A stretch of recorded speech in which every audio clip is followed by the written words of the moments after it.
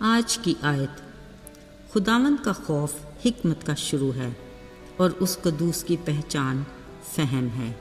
امثال 9 باب 10 آیت۔ عزیزو، ایک خدا کے خادم نے 200 مرتبہ بغور کلام مقدس کا مطالعہ کیا، مگر پھر بھی کہتا ہے کہ میں اب بھی خدا کی عظمت اور قدرت کے بارے میں کچھ جانتا ہی نہیں۔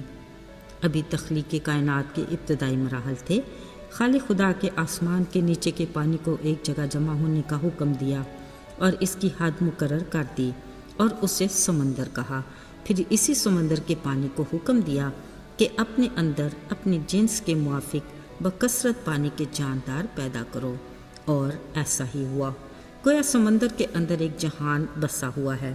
کون ہے جو اب تک سمندر کی تخلیق کو پورے طور پر جان سکا؟ کوئی بھی نہیں، کوئی ایک بھی نہیں، اگرچہ یہ تو فقط اس کی عظمت اور قدرت اور حکمت کی چھوٹی سی مثال ہے۔ اس کی بے مثال ہستی اور لازوال ذات کی کرشموں کے سلسلے تو لامحدود ہیں، جو کچھ تو نگاہ میں ہیں اور کچھ ادراک سے پرے ہیں، جن کو حقیقی طور پر یہ سمجھنے کے لیے خدا کے خوف میں زندگی گزارنے کی اشد ضرورت ہے۔ عزیزو، یقیناً ہم میں سے ہر ایک کو دریا کی اچھلتی بہتی لہروں کے سنگ ٹوکری میں پڑا ننھا سا بچہ موسیٰ یاد ہوگا۔ اسے مصر کی شہزادی کے محل کو چھوڑے کافی عرصہ ہو چکا تھا۔ اب تو وہ مدیان کے یترو کاہن کا داماد اور اس کی بھیڑ بکریوں کا نگہبان تھا اور ایک محنتی چرواہا بن چکا تھا۔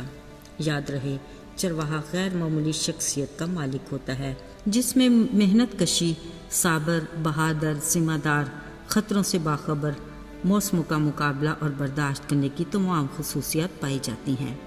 موسیٰ بڑی ذمہ داری سے یہ سارے کام سر انجام دے رہا تھا۔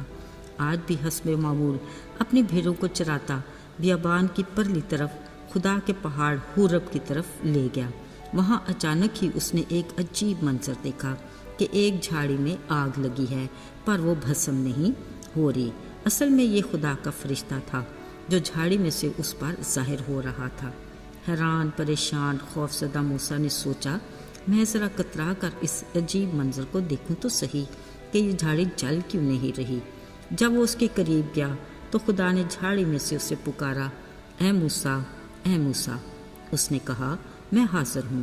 تب خدا نے کہا، ادھر پاس مت آ، کیونکہ جس جگہ تو کھڑا ہے وہ مقدس زمین ہے، تو پاؤں سے جوتا اتار دے۔ پھر خدا نے اسے بتایا کہ میں تیرے باپ دادا ابراہیم، اسحاق اور یعقوب کا خدا ہوں۔ سو یہ سنتے ہی موسیٰ نے اپنا منہ چھپایا، کیونکہ وہ خدا پر نظر کرنے سے ڈرتا تھا۔ عزیزو، یہاں سے ہی موسیٰ کے دل میں خدا کے ڈر خوف کی ابتدا ہوئی، کیونکہ خدا اسے اپنے پلان کے مطابق بڑا کام لینا چاہتا تھا۔ خدا نے اسے اپنی حکمت عطا کی اور کہا، جرأت اور دلیری کے ساتھ فرعون کے پاس جا اور میری قوم کو مصر کی غلامی سے نکال لا۔ عزیزو، مصر میں فرعون بادشاہ کے سامنے جانا، اس سے اس کے غلاموں کو آزادی کے لیے کہنا، شاید یہ موسیٰ کے لیے کچھ خوش کن بات نہ تھی، مگر خدا نے اسے تسلی دی اور کہا، میں تیرے ساتھ ہوں۔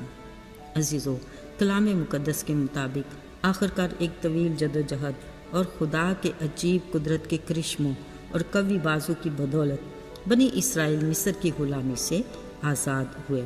خدا نے موسیٰ کو حکمت عطا کی اور وہ 6 لاکھ مردوں کے علاوہ بڑی تعداد میں عورتیں اور بچے اور ملی جلی ایک گروہ کا رہنما بنا۔ خدا نے اسے اس کے دشمنوں کے سامنے سرفرازی عطا کی اور خدا نے اپنے وعدے کے مطابق اسے ہر قدم پر کامیابی سے نوازا۔ خدا نے اسے 120 سال کی عمر عطا کی۔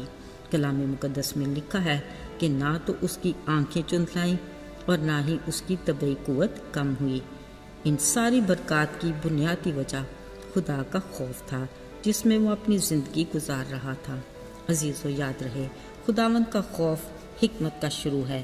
یہ خوبصورت الفاظ آج ہمارے لیے بھی ہیں۔ خداوند کے ڈر خوف میں زندگی گزارنے میں ہماری دیگر برکات میں خدا کی حکمت کی برکات کا اضافہ بھی ہو جاتا ہے، جو ہماری روحانی زندگی میں تازگی کا باعث ہے۔ آئیے دعا کریں۔ اے خدا، ہم تیرے شکر گزار ہیں کہ تیرے دروازے ہر وقت ہمارے لیے کھلے رہتے ہیں۔ ہم جب بھی چاہیں تجھ سے بات کر سکتے ہیں۔